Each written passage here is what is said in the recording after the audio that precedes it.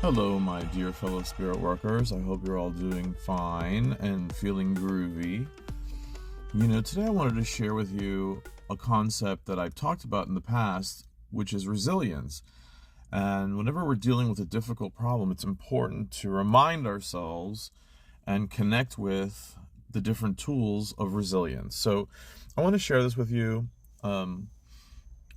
And hopefully this will help, because we all go through difficulties, and it's how we respond to it is so important. And so strengthening our resilience. So what is resilience? Resilience is our ability to bounce back from adversity, adapt to change, and keep going in the face of hardship. But it's not just about grit or mental toughness. It's also deeply tied to meaning, purpose, and inner peace. That's where spiritual practices can certainly help. Spiritual resilience is the capacity to maintain a grounded, hopeful spirit even when life feels overwhelming. It's not necessarily about religion. It's about how we connect to something greater than ourselves, whether that's a higher power, nature, community, or a sense of purpose. So some spiritual practices, we've talked about many of them, include meditation and mindfulness. And why mindfulness? Mindfulness is to help us to focus on the moment, anything that might be positive about the moment, and not focus on the negative. Or another key element of mindfulness and why it's important and helpful, typically when we're worried about something or feeling anxious or upset, it can happen where we are focusing on the past, something that already happened, or we're worried about something that is yet to happen. And so mindfulness changes our focus, and it puts us in this moment now, and being aware of our senses, breathing techniques, and it changes the focus. And that is so important if we can get that little space away from the chain reaction of worrying and anxiety, right? It builds on itself. By doing the change of focus, it allows us a space to breathe, if you will, and changes our neural pathways, our cognition shift to focus on something else. And the more we do it, just like a muscle, we become better at it. Okay? So these practices help calm the nervous system, increase self-awareness, and create space between stimulus and response. They allow us to access a still point, even within chaos. Okay? And I do remind myself when I start, let's say you're driving your car, it's very easy to get frustrated or stuck in traffic. It's very easy to get anxious. So right there in the car, take a moment, right? Pull away from your focus of anger or frustration of the driver in front of you and hold that space. Surround yourself with positive energy. Take a deep breath in. Hold it for a few seconds. Let it out. That will allow you to have that little oasis of calm. And once your cognition starts latching onto that, also with the help of your physiology, because when you're taking those deep breaths and holding it for a few seconds and then letting it out and holding that for a few seconds, your physiology is starting to change. There's all sorts of key changes happening in your peripheral nervous system and central nervous system that are then releasing other neurotransmitters, hormones that are then helping your body get out of that fight-flight mode of the sympathetic system toward the parasympathetic system, which is where we want to be. And you have to ask yourself, has it ever changed the situation by you yelling or becoming angry in traffic? It doesn't make the traffic move faster, right? So why fixate and give all that energy, which is stressful energy, rather just, well, it is what it is. In the meantime, I'm going to do some deep breathing. It's not going to change the situation, right? There's all these other cars, it's traffic, and it can bring you peace. And also, if I can add, sometimes when you're delayed, that's actually a blessing. It could very well be a blessing in disguise. So if it happens that you're running late to work, something happens, you go outside to leave to work, and you have a flat tire. You didn't expect it. You could spend the rest of that morning getting angry, upset, or you could look at it from a completely different perspective. Maybe by this flat tire, it doesn't allow me to get in the car that I normally would at the exact certain time on that highway, at that exact juncture where another car might, So sometimes that could be very freeing. Like, well, I'll call in, I'll tell them what's going on, and I'm not going to worry about it because that might have saved me from something else. So sometimes those mishaps or delays can actually be a blessing in disguise or a silver lining. So look at how our framework, our focus can change that situation. Also, another tool that we can use to strengthen our resilience is gratitude. And we've talked about this. Regularly reflecting on what we are grateful and thankful for shifts our focus from scarcity to abundance, which can buffer against despair. Here's a strong one, but a simple one: letting go. Spiritual traditions often teach surrender, not as giving up or defeatism, but as releasing control and trusting a deeper wisdom. This can be incredibly freeing in times of uncertainty. Service and compassion. Helping others can give us a sense of agency and connection and purpose, right? Which are vital when feeling powerless. So I might not be able to fix this right now, but I can do something positive for somebody in this situation, right? That can really shift things. And then from our practices, spiritual, collective unconscious kind of way, it does change the structure or the dynamics within the collective unconscious and that larger matrix of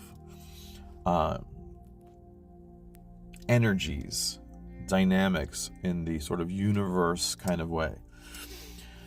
Sacred texts or prayer. For many, these offer comfort, guidance, and a reminder that they're not alone in their struggles, right? And so with this, we can also tie in the archetypes. So let's say you're going through a difficult time, what character from a play or a movie, what did they do? Or a story from a holy scripture or a religious text. A lot of those stories have lessons. Here was this difficult situation, and this character was able to stay strong and not give up, and they came out the other side of it. Okay, so if that works. And I have drawn on those archetypes a lot. So we've mentioned some of them before. The hero's journey, as Joseph Campbell talks about. Ultimately, spiritual resilience isn't about avoiding pain. It's about finding strength, meaning, and even beauty within it. As one teacher put it, meditation is only training wheels. On the bicycle, we ride through the experiences of life.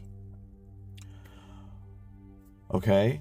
And I wanted to also talk about the importance of programmatic themes. The programmatic themes are looking at our health from a more holistic way, meaning we're not just looking at one symptom, we're looking at the whole person's health. So all of the elements of health are important. So holistic health embraces the idea that well-being is more than just the absence of illness. It's about nurturing the mind, body, and spirit in harmony. Within this framework, several programmatic themes emerge, especially when we consider emotional intelligence and empathy as central pillars. Self-awareness and regulation. At the heart of emotional intelligence is the ability to recognize and manage one's own emotions. Holistic health programs often emphasize mindfulness, journaling, or breath work to cultivate this inner awareness and emotional balance. Here's another important one: empathy and compassion. Empathy isn't just a soft skill, it's a healing force. Programs rooted in holistic health often include training in active listening, compassionate communication, and perspective taking to deepen interpersonal connections and foster community well-being. And this is the golden rule. How would you like to be treated? You should treat others as you would like to be treated. And in that, we're looking at, well, what if I was in this other person's perspective? We seldom do that, and it makes sense because we're living inside our own mind, right? And our perception is very subjective and unique to us. And so that's why it's important to consider what that other person is going through. Also, interconnectedness. A core theme is the belief that all aspects of health are interrelated. Emotional distress can manifest physically, and spiritual disconnection can affect mental clarity. Emotional intelligence helps individuals recognize these links and respond with greater sensitivity. Okay, on to the next pillar: resilience and adaptability. Holistic approaches often teach that emotional intelligence and empathy are tools for navigating stress and change. Practices like yoga, meditation, and narrative therapy are used to build resilience by helping individuals process emotions constructively. The next pillar: cultural and contextual sensitivity. Empathy in holistic health isn't one size fits all. Programs often emphasize cultural humility and the importance of understanding diverse worldviews, especially in healing and caregiving contexts. So we could go down a rabbit hole with that one, but just briefly, this ties back to self-fulfilling prophecy and mindset, and also the placebo effect to some degree. So if someone truly believes that a prayer can help them, that's going to help their emotional states, which then is directly linked, as Candace Pert and Borisenko and Pellietier and others talk about. Also Deepak Chopra talks about this.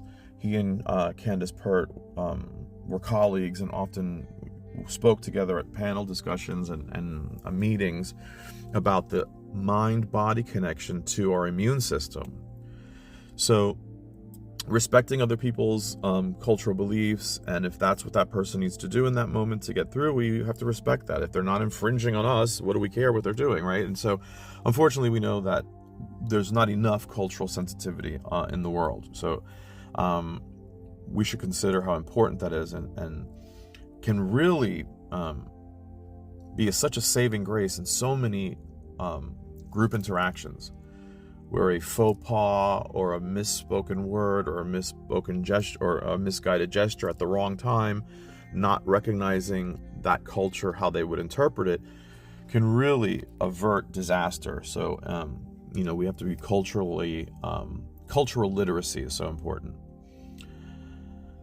And then although there's still many, but for now we'll end on the pillar which deals with ethical and purpose-driven living. Many holistic frameworks encourage aligning one's actions with values like kindness, integrity, and service. Emotional intelligence supports this by helping individuals to tune into their inner compass and the needs of others. And so these themes don't just support personal growth, they ripple outward, shaping healthier families, workplaces, and communities. And you know how contagious this is. If you go out to your job site and you go into the office and everyone's on edge, you start feeling on edge. The same could be true in its reverse. You walk in, there's a nice feeling, people greet you with a smile, everyone seems to be treating each other with respect. And because this happens, even if someone is not directly isn't directly focusing on you with some kind of hostile or violent behavior, even if it's in the room with you, you know how unpleasant and disturbing that could be. So let's say your two colleagues at work start bickering, that you're going to feel that, even though it's not directed at you. So that ties right into the collective unconscious, how we're all connected with whether we realize it or not. And so that web of connections, and we feel it. So we should actively try to always improve a situation. And for my spirit workers, there's things that we can do, bring in crystals, live plants if your office allows it, creating a more serene space that is more conducive to harmony. I'm also a big proponent of Feng Shui. And so, maybe if it's possible, change around the furniture in the office or shift the position of your desk. I've always said this, if you, let's say you're in your office, this is just an important tip. You're in an office and let's say your back faces a lot of people. Well, that's a no-no in Feng Shui. In Feng Shui, you should always have the dragon pillar. And so we should always have something behind us. And if we cannot, so that picture that it's the metaphor is the spine of this giant dragon behind you, like shielding you from behind. And so if you're facing outward, and let's say there's a column or a pillar or a wall, that's giving you that, instinctive animal support that we feel that in our ancient brain, in that ancient part of our brain. And so let's say you can't see, everyone's, your back is facing a lot of people or the entrance to the elevator or whatever. Always put Feng Shui trick, put a small mirror on your cubicle or on your computer or somewhere that you can then have, or you've ever seen those fisheye lens type little mirrors? There could be some that are very decorative that would be appropriate for a desk. And like that, you can still see what's behind you. Okay, and so that's going to, as I said, that primitive part of our brain, that limbic system, as we're looking at that, we can get a sense of what's behind us. And when we don't have that, that part is triggered to a degree. And so that can help, remedy that. Also, if there's, like I said, live plants are great. Many little tricks you can do in the office to help to bring about a softer, more respectful environment. Okay, so I hope you will employ some of these techniques. And I'll be honest, I recently was going through some difficulty and had to really connect with my resilience tools. And through my different practices, we've worked together on some of them, spiritual baths, meditation. I was able to switch the scenario, and just, the winds of change and providence came in for me. And that all has to do with that, self-fulfilling prophecy to a degree. We not everything is a product of our cognition. So that's where I sort of, don't 100% align with the assertions about, we shape our reality. We do, to a degree, and so not everything is generated by the individual. It's more collective. So it's both, right? So I often look for the happy medium. So where I can make a change, where I can have control over situations, is when I'll employ these different techniques, and recognizing these larger forces. And oftentimes, and we've talked about this in our many readings together, when we've seen let's say it happens in a tarot reading, we see a bunch of major arcana come out. At that point in the reading, I tell the person, look, this is a time cycle. These are larger forces, and we just have to wait it out. The situation will shift naturally, but we have to wait it out, right? Or figure out how to ride with it, right? So picture the metaphor of a surfer, right? You can find a way to catch that wave and allow it to propel you, or you could stay under it and then it falls on top of you. Also, given that it's a larger force than the individual, I'm gonna avert and let that wave go right by me, and I've dodged it, I missed it, So picture like a toreador, ducking out of the way for the bull rushing towards it. So these larger forces have to be sometimes recognized for what they are, and sometimes it's not a smart idea to swim upstream, right?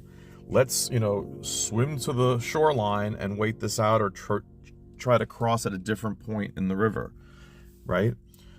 So a lot of that is being strategic and stepping back and trying to see the larger picture. And the only way you're going to do that is if you are not inside your sympathetic nervous system response, fight or flight. Sometimes we have to step back, and that's when our frontal lobe, our prefrontal lobe, can make better decisions. Sometimes our limbic system does have to make decisions and quickly get us out of danger, but it's not too good for strategic planning or strategizing. That's not what that part of our brain is good at. So when we're in a calm state, the parasympathetic nervous system is kicked in, we're relaxed, our prefrontal lobe, we have more access to it, and we can then say, wait a second, I didn't think of this before, but now that I'm in a calm state, I didn't think, let me call that person, I know that's a perfect, they would totally know how to help me fix this, But if you're in a state of arousal, you're not going to remember that contact person, right? All right.